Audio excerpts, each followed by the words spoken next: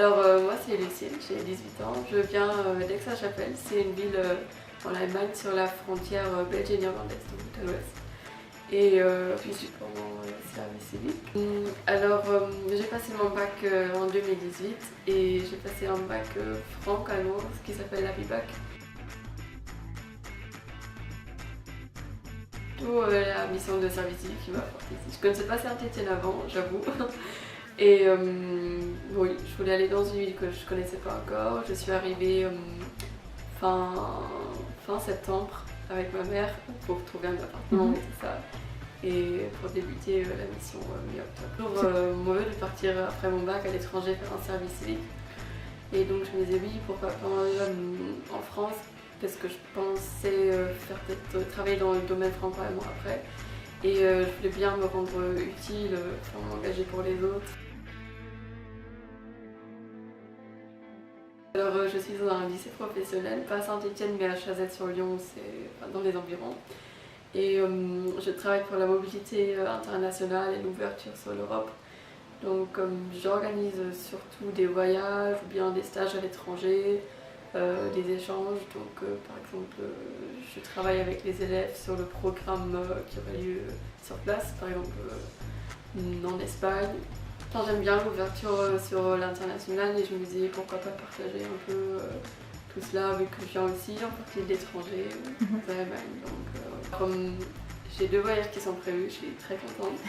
Je vais partir en mars à Cracovie, c'est dans un parcours de mémoire avec les élèves de 3e sur la déportation.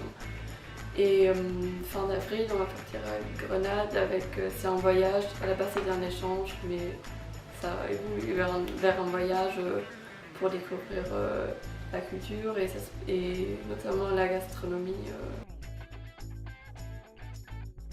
Oui, donc il y a déjà un projet que je vais réaliser là en janvier, c'est l'organisation de la journée franco-allemande.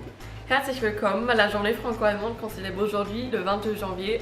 La journée, on la célèbre depuis 55 ans. Aujourd'hui, on l'a faite au CDI. Donc ici, nous avons un mur avec soit des photos de villes, de lieux ou de la culture allemande qui représente un peu ça. Et entre les cadres avec les photos, on a des questions pour les élèves.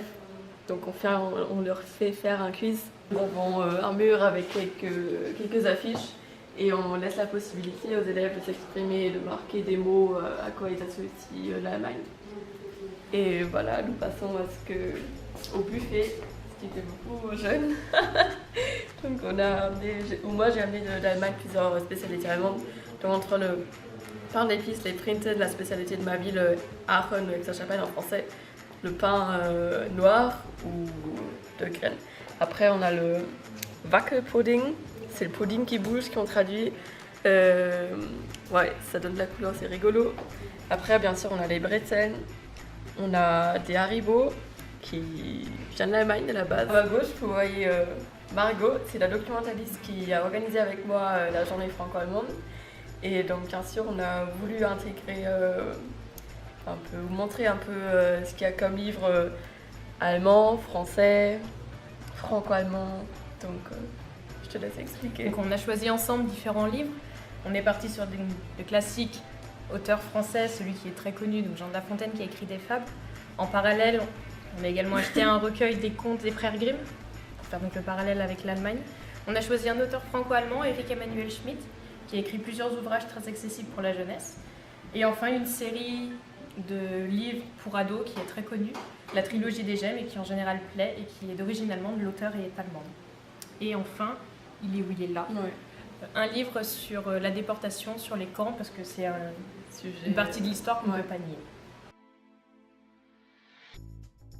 Je pense que ça aide à gagner de la confiance en soi.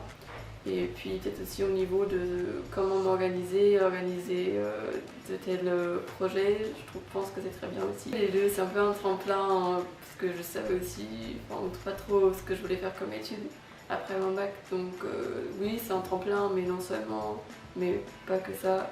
Je me dis non, je prends une année pour moi, pour les autres.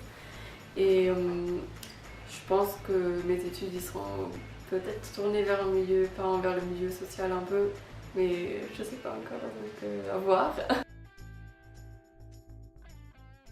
Je dirais pourquoi faire un service civique, pour s'engager, pour être utile, pour découvrir un monde qu'on ne connaît pas encore, gagner en expérience et pour le plaisir aussi, pour soi.